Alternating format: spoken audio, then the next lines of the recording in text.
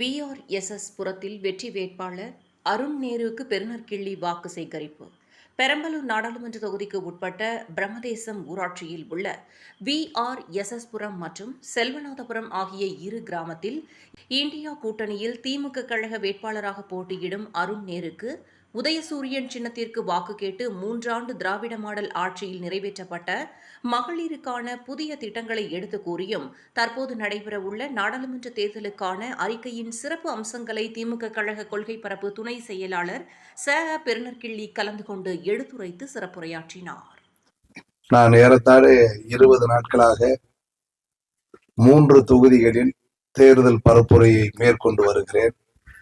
எங்கு பார்த்தாலும் தாய்மார்களிடத்திலே, நடுநிலையாளர்களிடத்திலே, இன்னும் சொல்ல போனால் மாற்றுக் கட்சியில் இருப்பவர்கள் கூட ஒரு மனமாற்றம் ஏற்பட்டு இந்த முறை திராவிட முன்னேற்ற கழகத்தினுடைய தலைவர் உருவாக்கி இருக்கிற இந்திய கூட்டணியில் போட்டியிடுகிற புதுவை உள்ளிட்ட 40 நாடாளுமன்ற தொகுதிகளையும் 2-3 லட்சம் வித்தியாசத்தில் வெற்றி பெற வைப்போம் என்கிற உணர்வினை வெளிப்படுத்தி வருகிறார்கள்.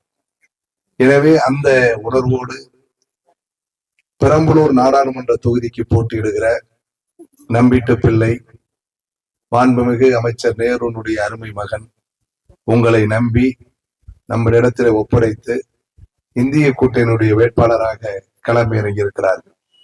இந்த வேட்பாளர் பேர் என்னம்மா? நேரு பையன் பேர் என்ன? நம்ம நல்லா சொல்லுங்க. அருண் நேரு. அருண் நேரு அவர்களுக்கு நீங்கள் எல்லோரும் உதயசூரியன் சின்னத்திலே வாக்களிக்கணும். அந்த உரிமையை இந்த VS புரத்திலே நாங்கள் ஆழமாக கேட்கிறோம் என்றால், ஆட்சி பொறுப்பேற்ற பொழுது கழக தலைவர் அண்ணன் ஸ்டாலின் அவர்கள் கடுமையான நிதி நெருக்கடி, ஏறத்தாழ 6 லட்சம் கோடி கடன் சுமையில் ஆட்சி மாற்றம் ஏற்பட்டது. அந்த 6 லட்சம் கோடி கடன் சுமையில் ஆட்சி மாற்றம் ஏற்பட்டு முத்துவேல் கருணாநிதி ஸ்டாலின் என்று பொறுப்பேற்ற முதல் நாளே மேடையில் கோப்பை எடுத்து வர சொல்லி கொடிய நோயில் பாதிக்கப்பட்ட தமிழ்நாட்டு மக்களுக்கு 2,15,00,000 குடும்ப தலைவிகளுக்கு கொரோனா நிவாரண நிதி எவ்வளவு கொடுத்தாங்க? ஞாபகம் இருக்கா? நீங்க எல்லாம் பொருளாதாரத்துல வளர்ந்தவங்க, எல்லாருமே படிச்சவங்க, உங்களுக்கு ஞாபகம் இல்லையா? 2021 ஆட்சி மாற்றம் ஏற்பட்ட போது கொரோனா நிவாரண நிதி ஒவ்வொரு குடும்ப தலைவிக்கு எவ்வளவு கொடுத்தாங்க? 4,000. ஏன் அதை சுணக்கமா சொல்றீங்க? 4,000 ரூபாய். 2,15,00,000 குடும்ப தலைவிகளுக்கு இந்திய ஒன்றியத்தில் 140 கோடி மக்கள் வாழ்கிற இடத்தில் 36 மாநிலங்களில் தமிழ்நாட்டில் மட்டும்தான் 2,15,00,000 குடும்ப தலைவிகளுக்கு கொரோனா நிவாரண நிதி வழங்கப்பட்டது என்றால் அது தமிழ்நாட்டில் இருக்கிற தாய்மார்களுக்கு மட்டும்தான் கழக தலைவர், தமிழக முதல்வர் அண்ணன் ஸ்டாலின் வழங்கினார். யாராவது இன்றைக்கு ஒரு 5 ரூபா 10 ரூபா கடன் கைமாத்து கேட்டா கொடுப்பீங்களாமா? ஒரு அரசாங்கம் மக்கள் என்ன உதவி செய்ய முடியும்னு தேடி கொடுப்பது. ஆனால் அன்றைக்கு மத்தியில் இருந்த மோடி கைத்தட்டுங்க, விளக்கேத்துங்க, மோடி சொல்றேன், கைத்தட்டுங்க, விளக்கேத்துங்க, மணி ஆட்டுங்கன்னு ஏமாத்தினார். நம்ம அண்ணாச்சி பச்சை துண்டு பழனிசாமி என்ன சொன்னார்? வீட்டில் இருங்கள், விழித்திருங்கள், தனித்திருங்கள் சொன்னார். நான் சோத்துக்கு என்ன பண்ண முடியும்னு கேட்ட ஒரே தலைவர் நமது முதல்வர் அண்ணன் ஸ்டாலின் ஒருவர் தான். ஆட்சி பொறுப்பு ஏற்ற உடனே 4,000 ரூபாய் கொடுத்தார். 2வது கையெழுத்து. இன்றைக்கு 35 மாதங்களா தமிழ்நாட்டில் இருக்கிற தாய்மார்கள் மாத்திரம்தான் 4,44,00,000 முறை இலவச விடியல் பேருந்து பயணம். இது மற்ற மாநிலங்கள்ல இல்லை. நீங்க இங்க இருந்து வாலிகண்டபுரத்துல இருந்து பெரம்பலூருக்கோ, வாலிகண்டபுரத்துல இருந்து தொழுதூருக்கோ, வாலிகண்டபுரத்துல இருந்து சேலத்துக்கோ, அரியலூருக்கோ மாதத்தில் ஒரு 10 முறை 20 முறை திருச்சிராப்பள்ளிக்கோ பயணம் செய்தால் ஒரு முறை பேருந்து பயணம் போயிட்டு வருவதற்கு குறைந்தபட்சம் 50 ரூபாய் வச்சுங்க. அந்த 50 ரூபாய்னா மாதம் 20 முறை பயணம் செய்தால் ஒரு மாதத்திற்கு எவ்வளவு மிச்சப்படுது? 1000 ரூபாய். ஒரு மாதத்திற்கு 1000 ரூபாய் மிச்சப்படுது. இந்த முற்போக்கான திட்டம், பெண்களுக்கான திட்டம் பிற மாநிலங்களில் இல்லை. விடியல் பயணத்தை கொடுத்த ஆட்சி திராவிட மாடல் ஆட்சி, அண்ணன் ஸ்டாலினுடைய ஆட்சி. இது தமிழ்நாட்டு தாய்மார்கள் மட்டும்தான் பயணம் பண்ணிட்டு இருக்கிறாங்க பயனாளிகளா. அதே மாதிரி மூன்றாவது ஒரு பாப்பா வந்தாங்க, நம்ம வீட்டு பிள்ளைகள் பெண் பிள்ளைகள் 12ஆம் வகுப்பு முடித்துவிட்டு பட்டப்படிப்பு படிக்க வேண்டும், உயர்கல்வி படிக்க வேண்டும் என்று, அது 2 ஆண்டு கல்வியாக இருந்தாலும் 4 ஆண்டு கல்வியாக இருந்தாலும் 6 ஆண்டு கல்வியாக இருந்தாலும் 20 மாதமோ 40 60 மாதங்கள் படித்தால் புதுமை பெண் திட்டத்தில் மாதம் 1000 ரூபாய் வழங்குகிற திட்டம் சட்டம் நம்ம நாட்டில தான் இருக்கு. அது மாதிரி வாங்கிட்டு இருக்கிற யாராவது இருக்காங்களா? புதுமை பெண் திட்டத்துல பிள்ளைகள் யாருமே இல்லையா? நம்ம ஊர்ல இல்ல. இல்ல, ஓஹோ, இப்படி இல்ல. இப்ப அதாவது உதவி பெறும் மானிய கல்லூரியில படிச்சா கூட கொடுக்குறாங்க. இப்படி புதுமை பெண் திட்டத்துல 1000 ரூபாய் வழங்குகிற திட்டம் நம்ம நாட்டுல மட்டும்தான் இருக்கு, நம்ம மாநிலத்துல மட்டும்தான் இருக்கு. அதே மாதிரி இந்த நிதியாண்டிலிருந்து தமிழ் மகன் ஆண் பிள்ளைகளுக்கும் வழங்குகிற திட்டம் சட்டம். இதெல்லாம் எதற்குன்னா, நம்ம பிள்ளைகள் 12ஆம் வகுப்பு முடிச்சுட்டு அதுக்கு மேல பெற்றோர்கள்ட்ட கேட்கறது இல்ல, சொன்ன பேச்சை கேட்கறது இல்ல, வாழ்க்கையில் திசை மாறி போறாங்க. அவங்களுக்கு ஒரு மாதம் 1000 ரூபாய் உதவி செய்தால் அவன் பட்டப்படிப்பை தொடருவான் என்கிற உயர்ந்த எண்ணத்தோடு நமது திராவிட மாடல் ஆட்சி முதல்வர் அண்ணன் ஸ்டாலின் வழங்குகிற முற்போக்கான திட்டம். அதே மாதிரி இப்ப இந்த விஎஸ் புரத்துல இருந்து பெரம்பலூர் போறீங்க, அங்க இருந்து போகிற பொழுது பழைய மாதிரி எல்லாம் இல்ல, ஒரு 25 வருஷத்துக்கு முன்னாடி இருந்த மாதிரியா இருக்கு. ஏராளமான கனரக வாகனங்கள். அப்படி வாகனங்கள் போகிற பொழுது நம்ம வீட்டுல மோட்டார் சைக்கிள் இருக்கு, கார் இருக்கு, போறோம். ஏதாவது விபத்துக்கு உள்ளாயிட்டா, அந்த காலத்துல அடிப்பட்ட ஆஸ்பத்திரி போகணும், 1000 ரூபாய் கொடு 500 ரூபாய் கொடுன்னா அவ்வளவுதான், பணம் அவ்வளவு சீக்கிரமா கைமாத்து கொடுக்க மாட்டாங்க. ஆனால் இன்றைக்கு நம்ம முதல்வர் என்ன செஞ்சிருக்கிறாருன்னா, யார் விபத்துக்கு உள்ளானாலும் உடனே 108க்கு அழைப்பு கொடுத்து தகவல் கொடுத்து, அந்த தகவல் கொடுப்பவருக்கு 5000 ரூபாய், அந்த 108 வந்து கொண்டு போய் பக்கத்துல இருக்கிற அரசு மருத்துவமனையோ தனியார் மருத்துவமனையோ கொண்டு போய் சேர்த்தால் 48 மணி நேர உயர் சிகிச்சைக்கு 2 லட்சத்திலிருந்து 4 லட்சம் ரூபாய் வரையிலும் அரசாங்கமே அதாவது மருத்துவ சேவைக்கான கட்டணத்தை ஏற்றுக்கொள்ளுகிற முற்போக்கான உன்னதமான மனிதமான திட்டம் மோடி ஆளுகிற இந்தியாவில் வேறு எந்த மாநிலத்திலும் இல்லை. இன்னும் சொல்ல போனால் உலகத்திலே இல்லை, தமிழ்நாட்டில் மட்டும்தான் அவ்வளவு முற்போக்கான திட்டம் இருக்கிறது, உயிர் காக்கிற உயர் சிகிச்சை திட்டம். அதே மாதிரி இப்ப 2023 செப்டம்பர் 15ஆம் தேதி பேரறிஞர் அண்ணா பிறந்த நாளில் 1000 நிதிச்சுமைகள் மத்தியில் இருக்கிற மோடி நமக்கு மாநிலத்திற்கு வர வேண்டிய ஜிஎஸ்டி வரியை கொடுக்கவில்லை என்றாலும் கலைஞர் மகளிர் உரிமை தொகை மாதம் 1000 ரூபாய் வழங்குகிற அற்புதமான திட்டம் தமிழ்நாட்டில் மட்டும்தான் நடைமுறைக்கு வந்திருக்கிறது. அந்த பயனாளிகள் எல்லாம் கை தூக்குங்க. 1000 ரூபாய் குடும்ப தலைவிகள் வாங்குறவங்க மகிழ்ச்சி. கிடைக்காதவங்க கையை போடுங்க. கிடைக்காதவங்க எத்தனை பேர் இருக்கீங்க? 1 2 3. அதாவது வந்திருக்கிற 100 பேர்த்துல கிடைக்காதவங்க ஒரு 10-20 பேர். அந்த ஒரு திருமணம்னு நடந்தா 100 பேர் வந்திருக்கிற இடத்துல கடைசியா ஒரு ஆளுக்கு இலையில பாயாசம் இருக்காது. அந்த ஒரு ஆளு இலையில பாயாசம் சாப்பிடாதவன் 99 பேரையும் கலாட்டா பண்ணி விட்டுருவான். என் இலைக்காட்டா பாயாசம் இல்லை, அவனுக்கு வச்சில்ல அவனுக்கு வச்சில்லன்னு சாப்பிட்டவன் சத்தம் போடாம கை கழிட்டு போயிடுவான். அவன் இல்லை எனக்கெல்லாம் கிடைச்சதுன்னா கொஞ்சம் பொறுமையா இருறான்னா இவனும் இப்ப ஆறுதல் சொல்ல மாட்டான். கிடைக்காதவன் ஆறுதல் எழுந்துருவான். அது மாதிரிதான் மாமியார் கிடைச்சா மருமக கிடைக்கலன்னு சண்டை வருது. அந்த பிரச்சனை எல்லாம் இப்ப கணக்கில் எடுத்து தேர்தல் முடிந்த பிறகு 1,20 லட்சத்திலிருந்து கூடுதலாக 30 40 லட்சம் பேர் கணக்கெடுக்கப்பட்டு விரைவில் அடுத்த மாதங்களில் அந்த பிரச்சனையும் தீர்ந்துவிடும். எனவே இந்த முற்போக்கான திட்டம் தொடர வேண்டுமானால் இந்த 1000 ரூபாய்ங்கிறது சாதாரண விஷயம் அல்ல. இது தொடர்ந்துகிட்டே இருக்கணும்னா நீங்க எல்லாம் எதற்கு வாக்களிக்கணும்? உதயசூரியனுக்கு, நம் வீட்டு பிள்ளை அருண்நேர் அவர்களுக்கு நீங்கள் எல்லோரும் இந்த முறை தவறாமல் உதயசூரியன் சின்னத்திற்கு வாக்களிக்கணும். அதே மாதிரி இப்படி இந்த திட்டங்கள் தொடர்ந்து கொண்டு இருப்பதற்கு நீங்கள் உதயசூரியன் சின்னத்திற்கு வாக்களிக்கணும். இப்ப ஆட்சி பொறுப்பேற்று 3 ஆண்டுகளில் நான் கேரத்தாழ 10க்கும் மேற்பட்ட திட்டங்களை உங்கள்கிட்ட சொல்லி இருக்கிறேன். ஆனா 10 வருஷமா 2014 மோடி ஆட்சி வந்தது. இப்ப எல்லாரும் இங்க படிச்சவங்க ஏதாவது ஒரு 12ஆம் வகுப்பு டிகிரி பட்டம் படிச்சவங்க கொஞ்சம் கையை தூக்குங்க. ஏன்னா நம்ம பகுதியிலே பெரம்பலூர்ல கொஞ்சம் வளர்ந்த பகுதி நீங்க தான். யாராவது படிச்ச பெண்கள் குடும்ப தலைவிகள் கை தூக்குங்க. 10ஆம் வகுப்பு 12ஆம் வகுப்பு மகிழ்ச்சி.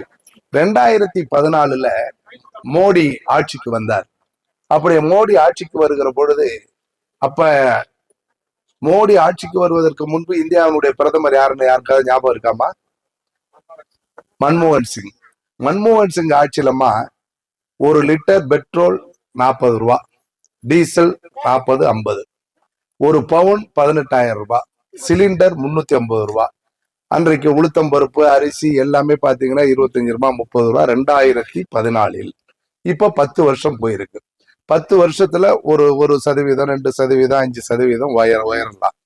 ஆனா அதுக்கே என்ன சொன்னாருன்னா மோடி, மன்மோகன் சிங் ஆட்சியில ஊழல் அதிகமாயிட்டது, விலைவாசி விண்ணை முட்டிட்டு இருக்கு, நான் ஆட்சிக்கு வந்தா மாதம் 3 லிட்டர் மண்ணெண்ணெய் இலவசமா தருவேன், அரிசி, பருப்பு, உளுந்து, தங்கம், பெட்ரோல், டீசல் எல்லாம் பாதியா குறைப்பேன் அப்படின்னு சொன்னார். ஆனா குறைச்சாரா? 350 ரூபாய்க்கு வித்த சிலிண்டர் இன்னைக்கு எவ்வளவுக்கு வாங்குறோம்? 1000 ரூபாய்க்கு வாங்குறோம். 50 ரூபாய் வித்த பெட்ரோல், டீசல் இன்னைக்கு எவ்வளவுக்கு வாங்குறோம்? 100 ரூபாய்க்கு வாங்குறோம். 18,000 ரூபாய்க்கு வித்த 1 பவுன் தங்கம் இன்னைக்கு எவ்வளவுக்கு வாங்குறோம்? 60,000 ரூபாய்க்கு வாங்குறோம். இப்படி எல்லாமே ஒரு பங்கு இல்ல, 2 பங்கு தவள தாவர மாதிரி மோடி ஆட்சியில் விலை தாவிக்கொண்டே இருக்கிறது, ஏறிக்கொண்டே இருக்கிறது. எவ்வளவு பெரிய ஏமாற்றம்! அது மாத்திரமா, பண உயர் மதிப்புள்ள 500, 1000 ரூபாய் நோட்டை செல்லாதுன்னாரு. என்னையா நீ மட்டும் ஒரே இரவுல செல்லாதுன்ற, மறுநாள் காலையில தமிழ்நாட்டுல திருமண தேதி, எல்லாரும் கூட்டுறவு பேங்க்ல அத்தை மாமாட்ட கடன் வாங்கி வச்சிருக்கிறான், மறுநாள் காலைல கல்யாண தேதி, ராத்திரி 10 மணிக்கு செல்லாதுன்ட்டு கேட்டப்ப என்ன சொன்னார் தெரியுங்களா? கருப்பு பணம் உலக நாடுகள் பூரா இருக்கு, அதனால நான் மீட்டு கொண்டு வந்து உங்க வங்கியில எல்லாம் 15 லட்சம் போடுறேன்னாரு. 10 வருஷம் ஆயிட்டது, வெறும் 10 ரூபாய்க்கு வழி உண்டா? 10 பைசா வந்திருக்காமா யாருக்காவது? அப்ப கருப்பு பணத்தை மீட்டுட்டு வரன்னு சொல்லி நம்மகிட்ட இந்த இருப்பு பணத்தை செல்லாதுன்னு ஆக்கி மிகப்பெரிய மோசடி செய்தவர் மோடி. அப்படி மோசடி செய்து விட்டு கிட்டத்தட்ட ஏமாற்றிய 10க்கும் மேற்பட்ட நீரவ் மோடி, மோடியினுடைய சொந்தக்காரர்கள், ஆட்களையாவது மீட்டார, பணத்தை தான் மீட்கல, ஆட்களையும் மீட்கல. சரி, அதை தாண்டி 2014 நான் ஆட்சிக்கு வந்தால் ஆண்டுக்கு 2 கோடி பேருக்கு வேலை கொடுப்பேன், மன்மோகன் சிங் ஆட்சியில வேலை இல்லை அப்படின்னு சொன்னார். ஆனா 2 கோடி பேருன்னா 10 ஆண்டுகளில் 20 கோடி பேருக்கு வேலை கொடுத்திருக்க வேண்டும். இந்த விஎஸ் புரத்திலே உரத்த மத்திய அரசு வேலைக்கு போயிருக்காங்களா? 20 கோடி பேர் வேலை கொடுக்கிற இடத்துல, பெரம்பலூர் மாவட்டத்துல வேப்பந்தட்டை ஒன்றியத்துல வாலிகண்டபுரம் அருகையில் இருக்கிற விஎஸ் புரத்துல, விஆர்எஸ் புரத்துல உரத்த அஞ்சல் துறைக்கோ, ரயில்வே துறைக்கோ, ஆயுள் காப்பீட்டு துறைக்கோ மத்திய அரசு நிறுவனங்கள் வேலைக்கு போயிருக்காங்களா? இல்ல. அப்ப இது இந்தியா முழுவதுமே இந்த 20 கோடி பேரை வேலை தரன்னு சொன்னதும் மோடி தான் ஏமாத்திருக்கிறார்.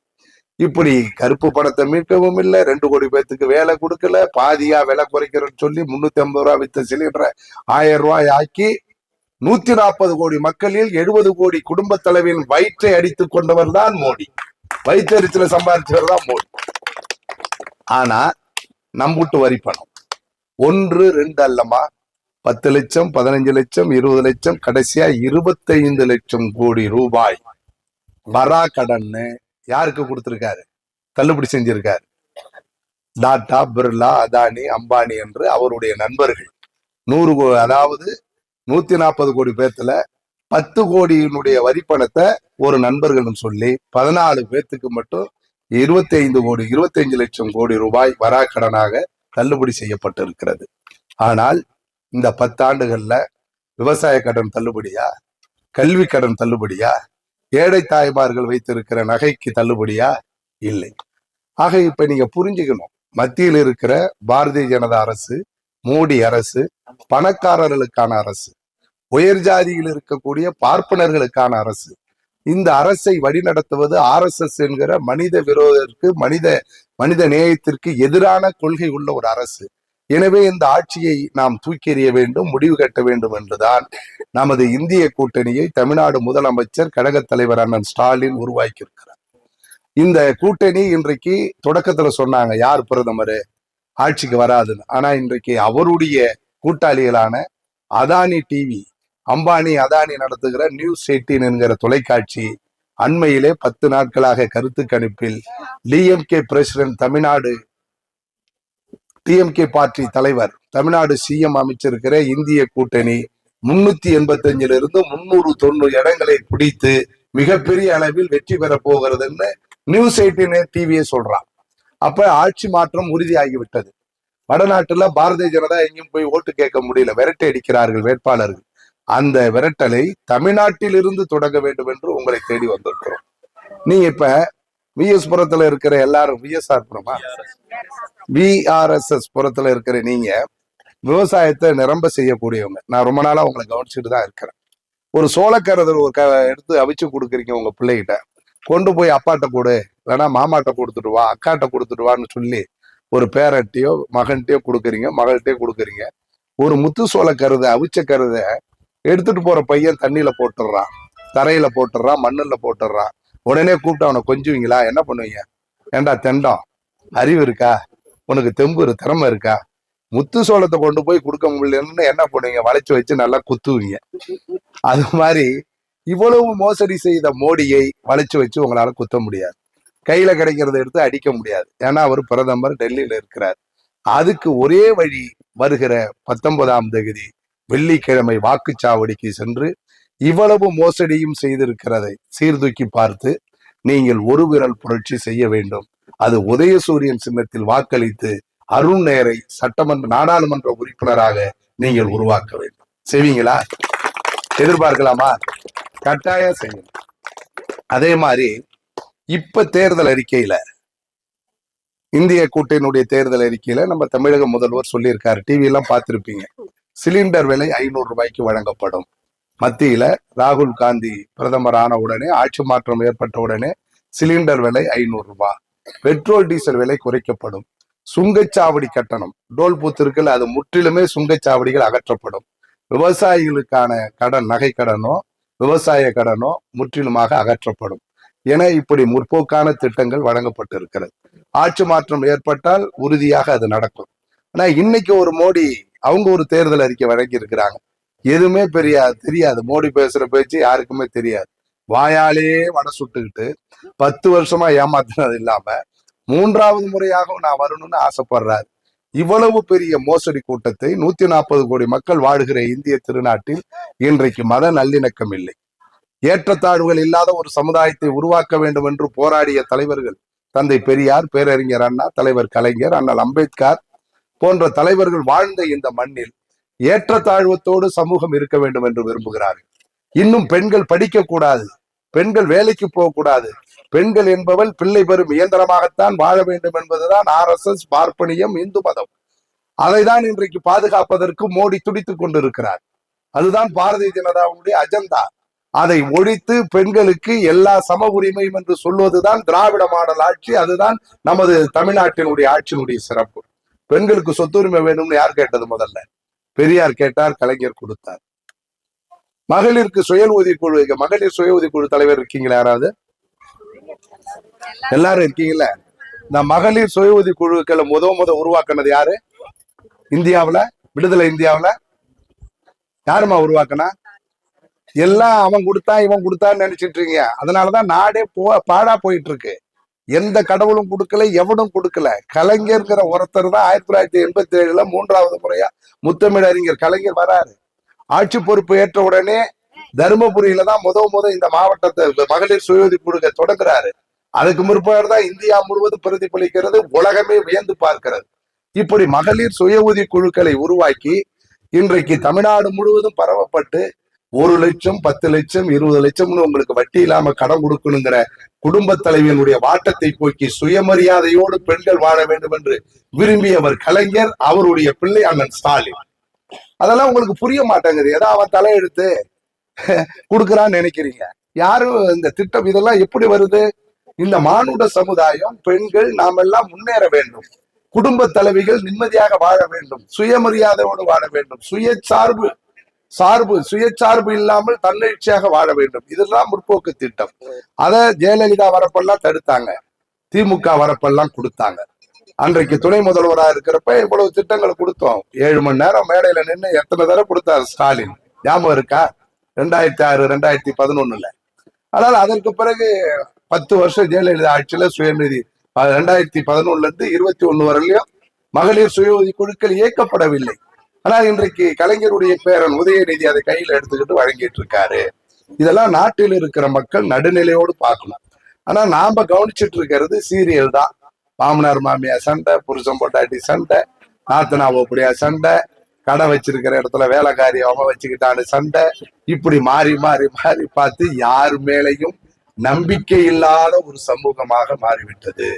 இந்த தொலைக்காட்சியில வர சீரியல் பூரா கலைஞர் திட்டம் என்ன, பெரியார் என்ன செஞ்சாரு, அண்ணா என்ன செஞ்சாரு, நமக்கு இதுக்கு முன்னாடி ஏன் நம்ம 50 வருஷத்துக்கு முன்னாடி படிக்கல, 100 வருஷத்துக்கு முன்னாடி ஏன் படிக்கல, நம் உரிமைகள் நம் வாழ்க்கை தரமெல்லாம் ஏன் மாறல, புள்ள சோத்துக்கு அலைஞ்சோம், நெருப்புக்கு அலைஞ்சோம், ஒரு சேலையை வச்சுக்கிட்டு கல்யாணம்னா இரவ சேலை வாங்கி கட்டணும்.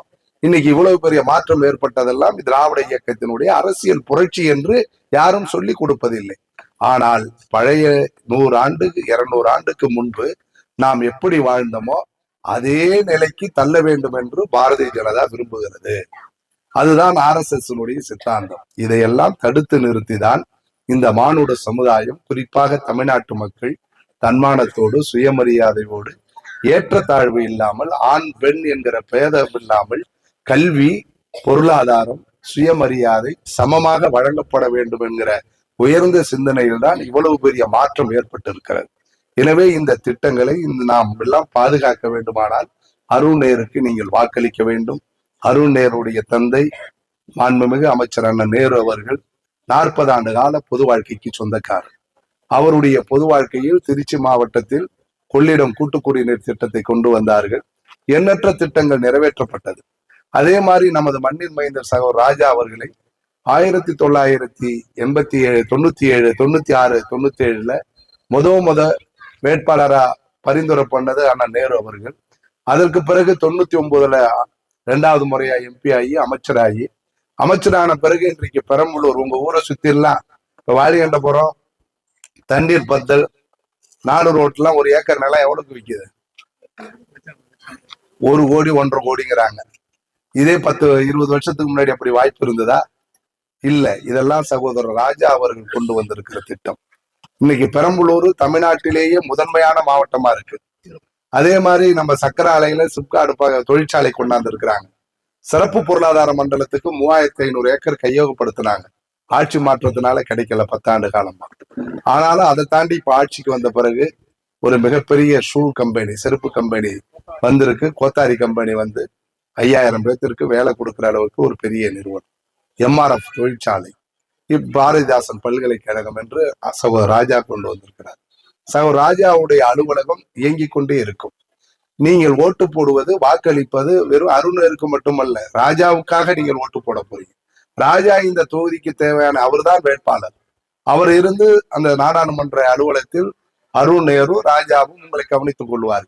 உங்களுடைய கோரிக்கை நிறைவேற்றப்படும். மத்தியில் ஆட்சி மாற்றம் ஏற்பட்டால் சிறப்பு பொருளாதார மண்டலம் நிறைவேற்றப்படும். பெரம்பலூரில் இருந்து சேலம், பெரம்பலூரில் இருந்து அரியலூர், கும்பகோணம் புதிய இருப்பு பாதை திட்டம் வரும். இன்னும் நம் பகுதியில் ஏராளமான வேலை வாய்ப்புகள் உருவாக்கப்படும். இலவச மின்சார திட்டம் தொடர்ந்து நடைபெறும். அதோடு மாத்திரமல்ல தாய்மார்களே, தேர்தல் தேதி அறிவித்து 30 நாட்களில் எல்லா விலையும் அப்படியே இருக்கிறது. ஒரே ஒரு விலை மட்டும் ஏறிட்டு இருக்கு. என்ன விலை ஏறிட்டு இருக்கு? என்ன விலைமா ஏறிட்டு இருக்கு? தங்க விலை. 25 நாளா தங்க விலை ஏறுதுன்னா காரணம் என்ன? இப்ப தங்கம் எசென்சியலா?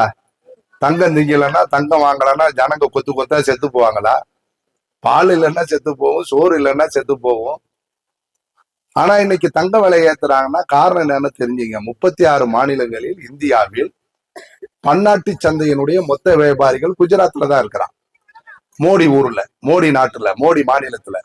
அந்த குஜராத்திகள் வைர தங்க வியாபாரிகள் மொத்த வியாபாரியா இருந்து தங்க விலையை ஏற்றி ஒரு பவுனு 40,000 ரூபாய் வித்தது. இந்த 25 நாளா 60,000 ரூபாய்க்கு போகுது.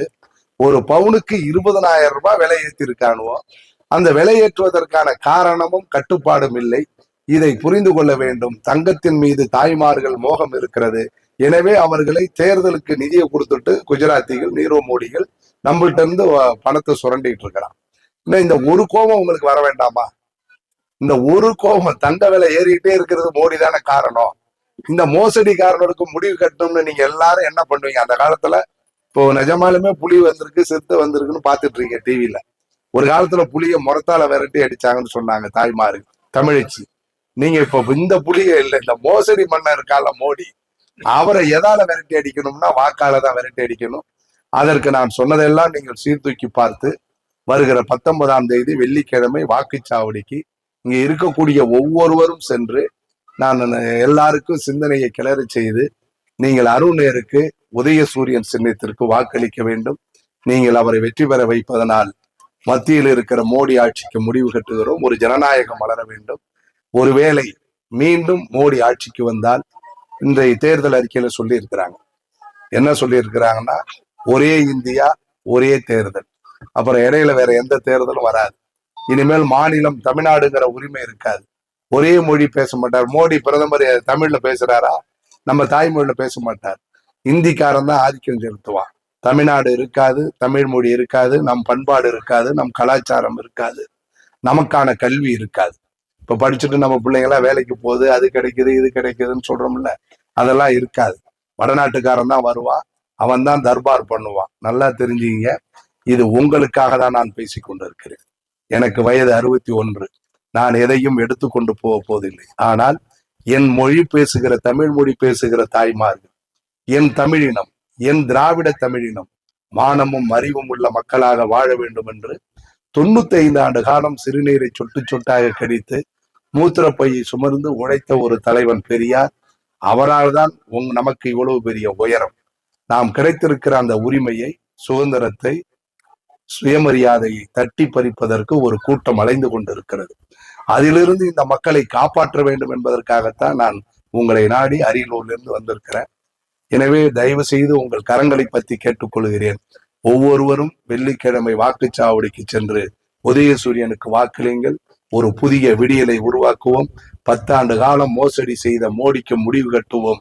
திராவிட மாடல் ஆட்சி இந்தியா முழுவதும் மலர்வது உறுதி. அதற்கு நீங்கள் உறுதுணையாக இருக்க வேண்டும். நமது வேட்பாளர் யாரு? வேகமா சொல்லுங்க. நாம் வாக்களிக்க வேண்டிய சின்னம் மகிழ்ச்சி. வாழ்த்துக்கள். உங்களை சந்தித்தது நன்றி. வணக்கம்.